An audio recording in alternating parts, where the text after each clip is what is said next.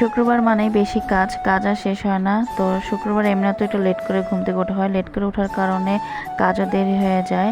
তো কি রান্না করব সেটা ভাবতে থাকি। Hello everyone, welcome to my daily ব্লগটা আমি শুরু করলাম সকাল থেকেই। তো দেরি করে ঘুম থেকে ওঠার কারণে চা বিস্কুট দিয়ে নাস্তাটা শেষ করি।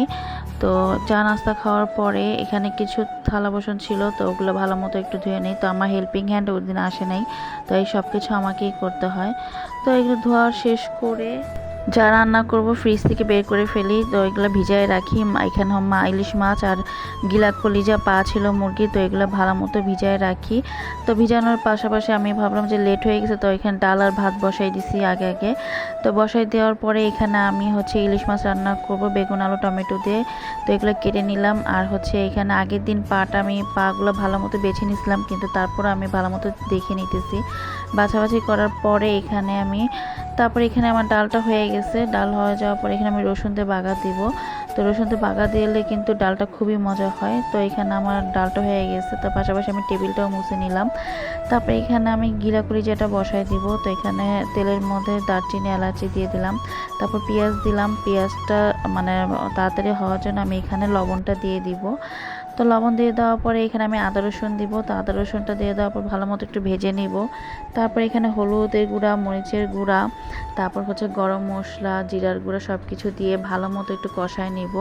আর এই তরকারিটা কিন্তু একটু ঝাল ঝাল হলে খেতে ভালোই লাগে। তারপরে এই যে দেখেন আমার কালারটা কি সুন্দর আসছে। তো এখানে কষানো হয়ে গেছে। তারপর গিলা কলিজা পাগুলো আমি এখানে সব দিয়ে দিব। তারপর এটা কষানোর পরে এখানে আমি পানি দিয়ে দিব পরিমাণ মতো। তারপরে যে ঢেকে দিলাম, এটা হয়ে যায়। এই যে দেখেন হয়ে আসতেছে। তো পানিটা আমি এখানে শুকায় ফেলবো। তারপর এখানে আমি মাছটা বেসিংয়ের মধ্যে কাটতেছি। আমি নিচে কাটি না, বেসিংয়ের মধ্যেই কাটি। তারপর আমি এখানে বটি দিয়ে পিস পিস করে নিতেছি এখানে। তারপর এখানে পিস পিস করে নেওয়ার পরে ভালো মতো ধুয়ে নিব। ধোয়ার পরে এখানে আমি মাছটা কষায় নিলাম। এখানে মাছগুলো কষায় নেওয়ার পরে তারপরে এখানে মাছগুলো উঠাই নিব। আমি এখানে কষানো হয়ে গেছে। তো কষানো হওয়ার পরে এই মাছগুলো এই ঝোলের মধ্যে আমি এখানে বেগুনগুলো দিয়ে দিব।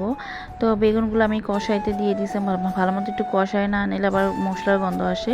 তো এর মধ্যে আমি সোফাটা তাছাড়া খেলনা দিয়ে সব অপরিষ্কার করে রাখছে। তো সোফাটা আমি এখানে পরিষ্কার করে নিলাম। আর এদিকে আমার তরকারিটা কষানো হয়ে গেছে। তো কষানোটা হয়ে যাওয়ার পর এখানে পরিমাণ মতো পানি দিব। পানি দিয়ে নিলাম। তো এখানে পানি দেওয়ার পরে মাছটা আমি এই যে এখানে সিদ্ধ হচ্ছে কিনা আমি দেখে নিলাম। তারপর এখানে মাছটা আমি ছেড়ে দিলাম। তারপরে এখানে আরেকটু হয়ে নেবে, ঝোলটা আমি বেশি রাখবো না। তারপরে দেখেন আমার রান্নাটা হয়ে গেছে। তো রান্নাটা আসলে অনেক মজা হয়েছিল ইলিশ মাছটা। বিছানাটা উঠাতে হবে। তো ভাবলাম বিছানা উঠানোর আগে এখানে আমি ফ্যানটা পরিষ্কার করে নিই।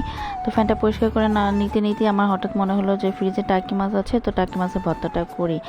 তো এখানে আমি হলুদ মরিচ দিয়ে মেখে এখানে আমি মাছটা ভেজে নিচ্ছি। তো সাথে এখানে রসুন দিলাম আর শুকনো মরিচটা নিলাম। তারপর এখানে সব কিছু ভাজার পরে কাঁটাটা আমি বেছে নিছি। তারপর এখানে ধনেপাতা আর পেঁয়াজ দিয়ে ভালো মতো ডলে নিতে হবে। তারপর এখানে লবণ আর সরষের তেল দিয়ে ভালো মতো এখানে আরও ডলে নিতে হবে। তারপর এই যে আমার এখানে ভর্তাটা হয়ে গেছে। ভর্তাটা খুবই মজা হয়েছিল।